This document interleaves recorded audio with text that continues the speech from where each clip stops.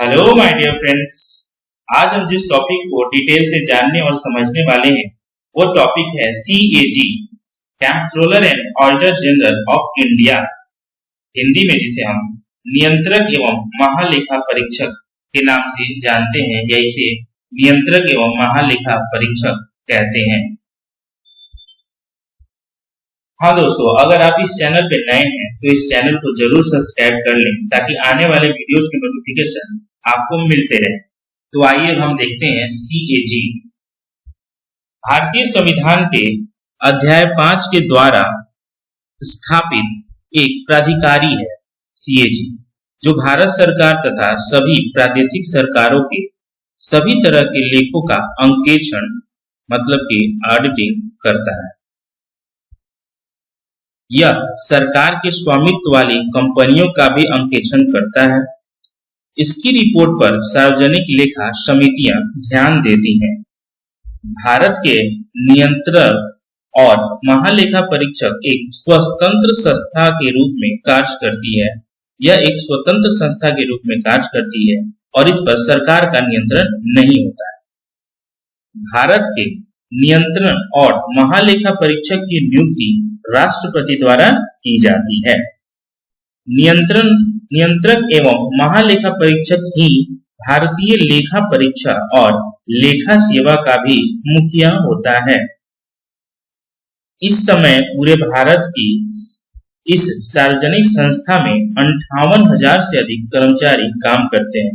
दोस्तों, ये बहुत बड़ी संस्था है, पूरे देश में ही काम करती है, सारे राज्यों में। अब हम इसकी पृष्ठभूमि के बारे में देख लेते हैं। सीएजी की पृष्ठभूमि। अंग्रेजों ने जब वर्ष 1858 में ईस्ट इंडिया कंपनी से भारत का प्रशासनिक नियंत्रण अपने हाथों में लिया था, तो तभी इसे महालेखा परीक्षक कर दिया था। एक महालेखा परीक्षक का विभाग कर दिया था। उसी वर्ष महालेखाकार का कार्यालय स्थापित किया गया। वर्ष 1860 में सर एडवर्ड ड्रुमंड को अपने ऑडिटर जनरल, पहले ऑडिटर जनरल के रूप में नियुक्त किया गया। सर एडवर्ड ड्रुमंड को पहले ऑडिटर जनरल के रूप में नियुक्त किया गया। वर्ष 1866 में इस पद का नाम बदलकर नियंत्रक महालेखा परीक्षक कर दिया गया और वर्ष फिर से 1884 में इसका नाम बदलकर भारत के नियंत्रक और महालेखा परीक्षक नाम कर दिया गया। भारत सरकार अधिनियम 1919 के तहत भारत के नियंत्रक और महालेखा परीक्षक, controller and auditor general of India पद को वैधानिक दर्जा दिया गया था और महालेखा परीक्षक को सरकारी नियंत्रण से मुक्त कर दिया गया। जो महालेखा परीक्षक थी 1884 में नाम बदल करके बनाई गई थी, उसको अब नियंत्रण से, सरकारी नियंत्रण से मुक्त कर दिया गया। भारत सरकार अधिनियम 1935 में महालेखा परीक्षक के पद की नियुक्ति और सेवा प्रक्रियाओं तथा महालेखा परीक्षक के कर्तव्यों का उल्लेख था। लेखा परीक्षा आदेश 1936 में महालेखा परीक्षक के उत्तरदायित्व और लेखा परीक्षक कार्यों का प्रावधान किया गया। यह वर्ष 1947 तक चलती रही। अब 1947 में स्वतंत्रता प्राप्ति के बाद भारतीय संविधान के अनुच्छेद 148 में भारत के राष्ट्रपति द्वारा एक नियंत्रक और महालेखा परीक्षक नियुक्त किए जाने का प्रावधान किया गया। वर्ष 1971 में केंद्र सरकार ने नियंत्रक और महालेखा परीक्षक अधिनियम 1971 लागू किया, जिसमें इनके कर्तव्य, शक्तियां और सेवा की शर्तें निहित थी। नियंत्रक और महालेखा परीक्षक अधिनियम 1971 ने सीएजी को केंद्र और राज्य सरकारों के लिए लेखांकन और लेखा परीक्षा दोनों की जिम्मेदारी दी। वर्ष 1976 में सीएजी को लेखांकन के कार्यों से मुक्त कर दिया गया। अब हम देखते हैं दोस्तों इनके appointments and term of controller and auditor general of India. नियंत्रक और महालेखा परीक्षक की नियुक्ति और उनके कार्यकाल। भारत के कैग का कार्यकाल 6 वर्ष अथवा 65 वर्ष तक की अधिकतम आयु पूरी होने जो भी पहले हो तक बना रह सकता है। वह अपना त्याग पत्र कभी भी राष्ट्रपति को सौंप सकता है।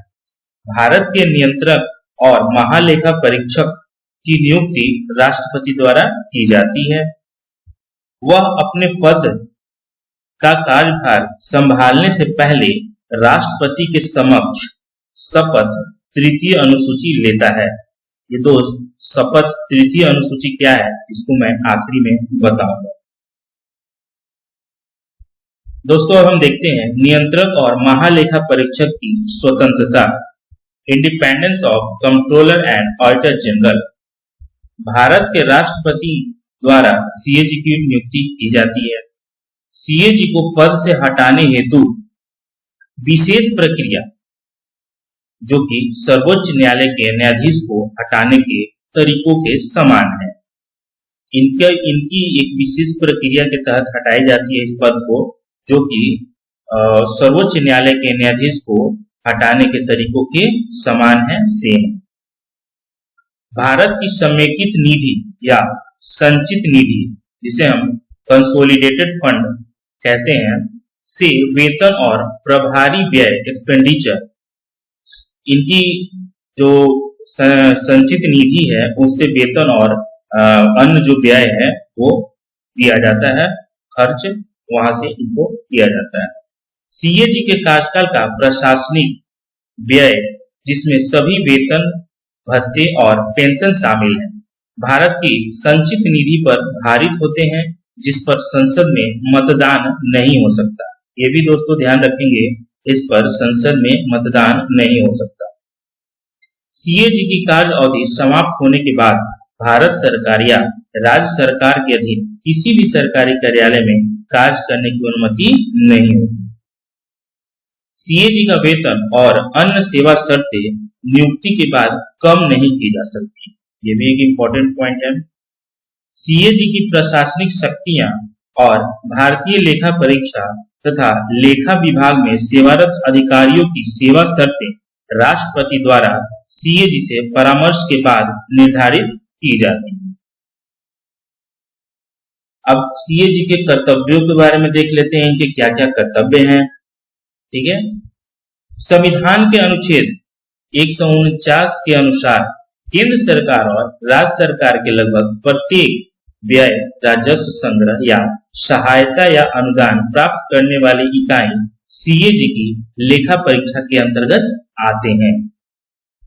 सीएजी का कर्तव्य निम्नलिखित लेखा परीक्षा करना, निम्नलिखित में से निम्नलिखित का लेखा परीक्षा करना और उस पर रिपोर्ट तैयार करना है। इनका कर्तव्य देख लेते हैं, निम्नलिखित कौन कौन से हैं। संघ और राज्य सरकार के कोष, जिसमें समेकित निधि, संचित निधि दोनों से संबंधित सभी प्राप्तियां, इनसे किए गए व्यय इसके अंतर्गत आते हैं। इस पर रिपोर्ट तैयार करना होता है। भारत की आकस्मिक निधि और भारत के सार्वजनिक खाते के साथ साथ प्रत्येक राज्य की आकस्मिक निधि और सार्वजनिक खाते से होने वाले सभी खर्चों से संबंधित सभी लेन देन, इस पर भी इनको रिपोर्ट तैयार करना होता है। केंद्र सरकार और राज्य सरकारों के किसी भी सरकारी विभाग में रखे गए सभी व्यापार, उत्पादन, लाभ और हानि खाते, तुलन पत्र और अन्य सहायक खाते की ये देखभाल और इनकी और हिसाब किताब जो होता है वो खर्चों के बारे में रखते हैं। सभी सरकारी कार्यालय और विभागों के सभी स्टोर और स्टॉक खाते, सभी सरकारी कंपनी और निगमों के खाते, जैसे कि बड़ी बड़ी कंपनियां हैं, ओएनजीसी, सेल आदि, सरकारी धन प्राप्त करने वाले सभी स्वायत्त निकाय और प्राधिकरण के खाते, राष्ट्रपति या राज्यपाल के अनुरोध पर किसी अन्य निकाय या प्राधिकरण के खाते की भी ये निगरानी, जांच, हिसाब किताब रखते हैं। केंद्र के खातों से संबंधित अपनी ऑडिट रिपोर्ट को राष्ट्रपति को सौंपते हैं, जो संसद के दोनों सदनों के पटल पर रखी जाती है। किसी राज्य के खातों से संबंधित अपनी ऑडिट रिपोर्ट राज्यपाल को सौंपता है।